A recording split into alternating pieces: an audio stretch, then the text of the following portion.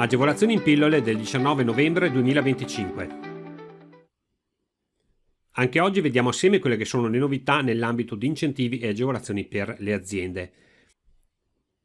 Partiamo con le anticipazioni sul bando INAIL per il 2026.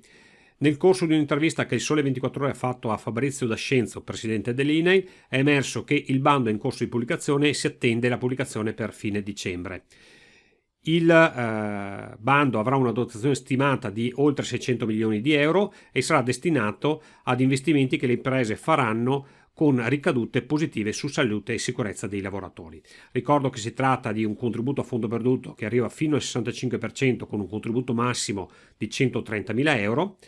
E le novità principali che ha anticipato il Presidente sono quelle di una linea di finanziamento specifica per i dispositivi di protezione individuale intelligenti e una attenzione specifica ai rischi emergenti legati ai cambiamenti climatici. Saranno ammessi interventi mirati a migliorare lo stress termico, come ad esempio nel settore agricolo e edilizio. L'intervista poi ha messo in rilievo come ci saranno dei meccanismi premiali per le aziende che hanno le certificazioni.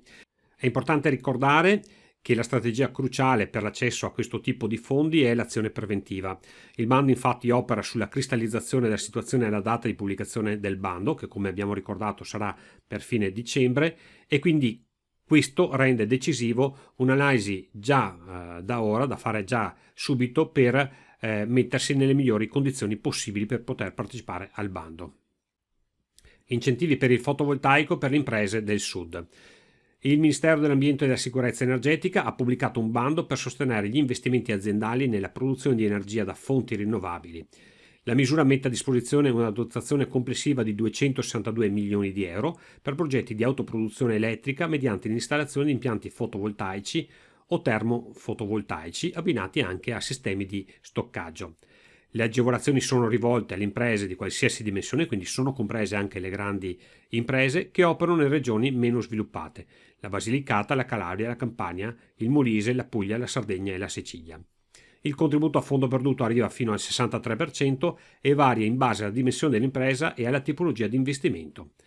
L'apertura dello sportello è fissata per il 3 dicembre 2025 e la chiusura per il 3 marzo 2026. Veneto, attrazione investimenti, filiere e ZLS. La Regione Veneto, tramite il Fondo Veneto Competitività, ha stanziato 44 milioni di euro per sostenere l'attrazione di investimenti e lo sviluppo delle filiere produttive e distrettuali.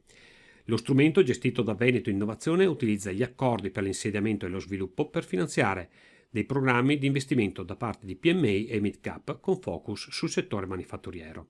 L'agevolazione è erogata attraverso un mix di strumenti e in particolare una sovvenzione a fondo perduto che può arrivare fino al 30% del costo ammesso e una provvista pubblica a tasso zero.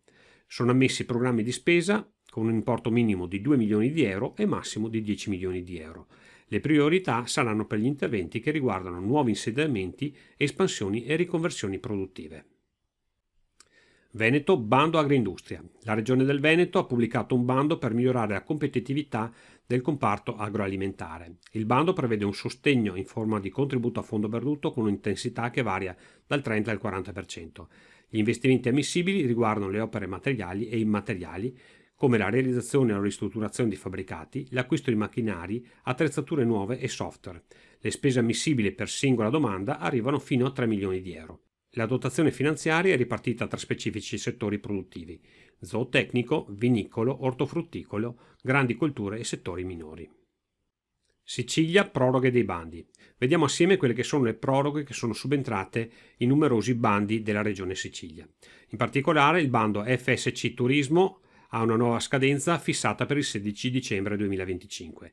Digit Imprese Innovazione, la nuova scadenza è 15 dicembre 2025.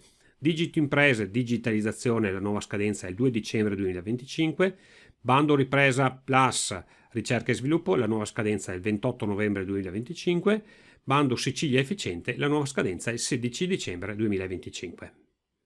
Anche per questa settimana è tutto. Se avete trovato utili e interessanti queste notizie, vi invito a mettere un mi piace e a condividerle con chi ritenete essere interessato. Se lasciate un commento sotto, vi risponderò con molto piacere a eventuali dubbi. Se avete necessità di assistenza alla presentazione di questi bandi, il sito di riferimento è reteagevolazioni.it. Io sono Franco Rasotto e questa è Rete Agevolazioni.